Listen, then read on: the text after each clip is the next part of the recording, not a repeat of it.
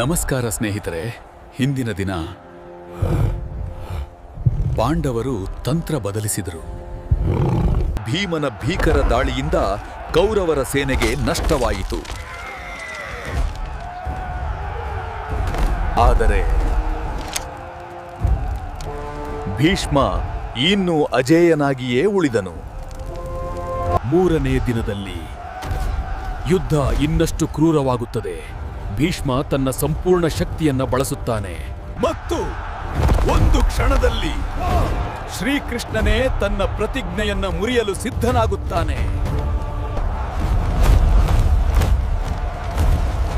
ಸೂರ್ಯೋದಯವಾದ ಕ್ಷಣದಲ್ಲಿ ಕುರುಕ್ಷೇತ್ರದ ಯುದ್ಧ ಮತ್ತೆ ಪ್ರಾರಂಭವಾಯಿತು. ಎರಡೂ ಸೇನೆಗಳು ಹೆಚ್ಚು ಕೋಪ ಮತ್ತು ತೀವ್ರತೆಯಿಂದ ಸಿದ್ಧವಾಗಿದ್ದವು. ಮೂರನೇ ದಿನ ಕೌರವರು ತಮ್ಮ ಸೇನೆಯನ್ನ ಗರುಡ ವ್ಯೂಹದಲ್ಲಿ ಸ್ಥಾಪಿಸಿದರು. ಈ ವ್ಯೂಹವು ಹದ್ದು ಆಕಾರದಲ್ಲಿ ಇರುತ್ತದೆ. ಇದು ದಾಳಿಗೆ ಅತ್ಯಂತ ಶಕ್ತಿಶಾಲಿ. ಪಾಂಡವರು ಇದಕ್ಕೆ ಪ್ರತಿಯಾಗಿ ಅರ್ಧಚಂದ್ರ ವ್ಯೂಹವನ್ನ ರೂಪಿಸಿದರು. ಇದು ಶತ್ರು ಸೇನೆಯನ್ನ ಸುತ್ತುವರಿಯಲು ಬಳಸುವ ತಂತ್ರ.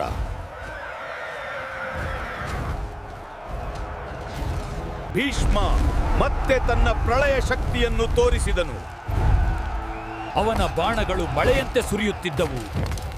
ಪಾಂಡವರ ಸೇನೆಯ ಸಾಲುಗಳು ಒಂದರ ಹಿಂದೆ ಒಂದಾಗಿ ಕುಸಿಯಲು ಆರಂಭವಾಯಿತು. ಈ ದಿನದಲ್ಲಿ ಭೀಷ್ಮನು ತನ್ನ ಸಂಪೂರ್ಣ ಶಕ್ತಿಯನ್ನ ಬಳಸುತ್ತಿದ್ದನು.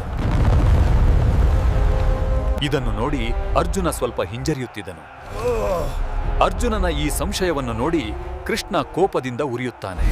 ಅವನು ರಥದಿಂದ ಇಳಿದು ಒಂದು ಚಕ್ರವನ್ನು ಎತ್ತಿಕೊಂಡು ಭೀಷ್ಮನತ್ತ ಧಾವಿಸುತ್ತಾನೆ. ಭೀಷ್ಮನತ್ತ ಧಾವಿಸುತ್ತಾ ಈ ರೀತಿ ಹೇಳುತ್ತಾನೆ: ಭೀಷ್ಮ, ನಿನ್ನ ಅಧರ್ಮದ ಆಯುಷ್ಯ ಇಂದು ಮುಗಿಯಿತು. ಪಾಂಡವರನ್ನು ಸದೆಬಡಿಯಲು ನೀನು ಬಳಸುತ್ತಿರುವ ಈ ಶಕ್ತಿಯನ್ನು ಇಂದೇ ಅಸ್ತಮಿಸುವಂತೆ ಮಾಡುತ್ತೇನೆ. ಸಿದ್ಧನಾಗು, ನನ್ನ ಕೈಯಿಂದಲೇ ನಿನ್ನ ಅಂತ್ಯ ಇಂದು ನಿಶ್ಚಿತ. ಭೀಷ್ಮನು ಅದನ್ನು ನೋಡಿ, ಪ್ರಭು, ನಿಮ್ಮ ಕೈಯಲ್ಲಿ ಸಾಯುವುದು ನನಗೆ ಭಾಗ್ಯ ಎಂದು ಹೇಳಿದನು. ಅರ್ಜುನನು ತಕ್ಷಣ ಕೃಷ್ಣನನ್ನ ತಡೆದು ಪೂರ್ಣ ಶಕ್ತಿಯಿಂದ ಯುದ್ಧ ಮಾಡಲು ಪ್ರತಿಜ್ಞೆ ಮಾಡಿದನು.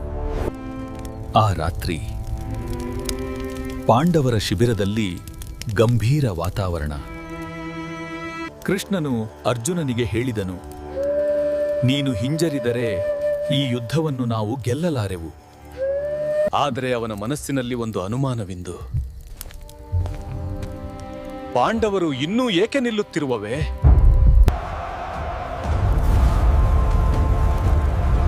ನಾಲ್ಕನೇ ದಿನದಲ್ಲಿ ಭೀಮ ಒಂದು ಪ್ರಳಯದಂತೆ ಯುದ್ಧ ಭೂಮಿಗೆ ಪ್ರವೇಶಿಸಿದನು. ಅವನ ಕೋಪ ಅತಿ ಮಿತಿಗೆ ತಲುಪಿತ್ತು.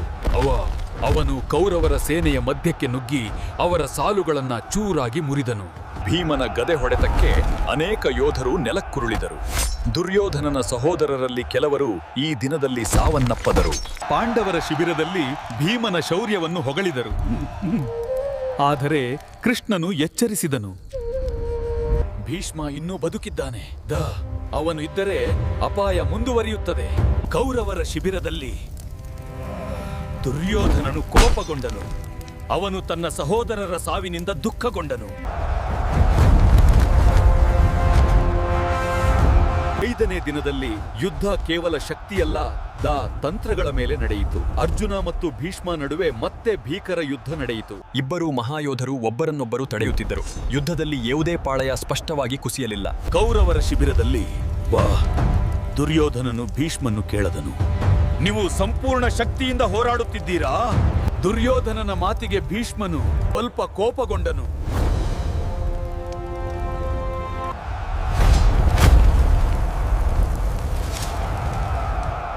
ಆರನೇ ದಿನದಲ್ಲಿ ಭೀಷ್ಮನು ಮತ್ತೆ ಭಯಾನಕವಾಗಿ ದಾಳಿ ಮಾಡಿದನು.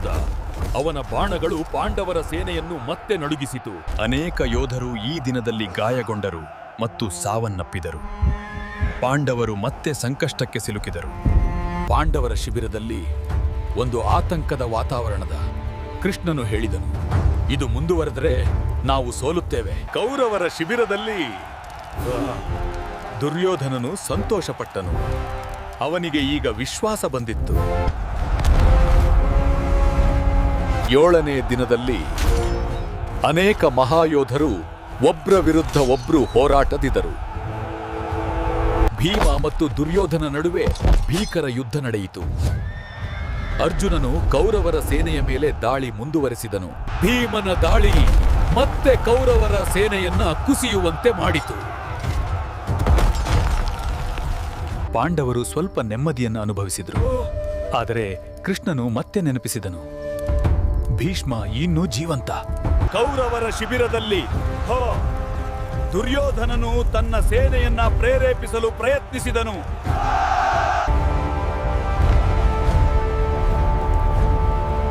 ಎಂಟನೇ ದಿನದಲ್ಲಿ ಭೀಮನ ರೌದ್ರ ರೂಪ ಪೂರ್ಣವಾಗಿ ಹೊರಹೊಮ್ಮಿತು.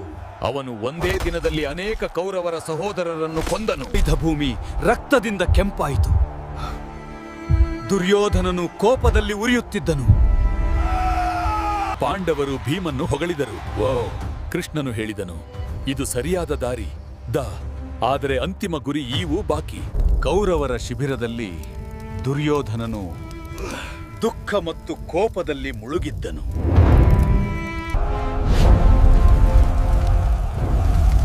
ಒಂಬತ್ತನೇ ದಿನದಲ್ಲಿ ಭೀಷ್ಮನು ತನ್ನ ಸಂಪೂರ್ಣ ಶಕ್ತಿಯನ್ನ ಬಳಸಿದನು. ಅವನು ಪಾಂಡವರ ಸೇನೆಯನ್ನ ಸಂಪೂರ್ಣವಾಗಿ ನಾಶ ಮಾಡಲು ಪ್ರಯತ್ನಿಸಿದನು. ಇದು ಪಾಂಡವರಿಗೆ ಒಂದು ಎಚ್ಚರಿಕೆ. ಇನ್ನು ಮುಂದೆ ವಿಳಂಬ ಬೇಡ. ಆ ರಾತ್ರಿ ಪಾಂಡವರು ಒಂದು ದೊಡ್ಡ ನಿರ್ಧಾರಕ್ಕೆ ಬಂದರು. ಅವರು ತಿಳಿದುಕೊಂಡ್ರು, ಭೀಷ್ಮನನ್ನ ಸೋಲಿಸದೇ ಇದ್ದರೆ ಈ ಯುದ್ಧ ಗೆಲ್ಲಲು ಸಾಧ್ಯವಿಲ್ಲ. ಕೃಷ್ಣನು ಅವರಿಗೆ ಒಂದು ಮಾರ್ಗವನ್ನ ಸೂಚಿಸಿದನು. ಭೀಷ್ಮನು ಶಿಖಂಡಿಯ ವಿರುದ್ಧ ಯುದ್ಧ ಮಾಡುವುದಿಲ್ಲ. ಶಿಖಂಡಿಯನ್ನ ಮುಂದೆ ಇಟ್ಟು ಯುದ್ಧ ಮಾಡಬೇಕು. 9ನೇ ದಿನದ ಅಂತ್ಯದಲ್ಲಿ ಒಂದು ಮಹಾ ನಿರ್ಧಾರ ತೆಗೆದುಕೊಳ್ಳಲಾಯಿತು. ಮುಂದಿನ ದಿನ ಇತಿಹಾಸವೇ ಬದಲಾಗುತ್ತದೆ. ಭೀಷ್ಮನ ಪತನ ಆರಂಭವಾಗುತ್ತದೆ.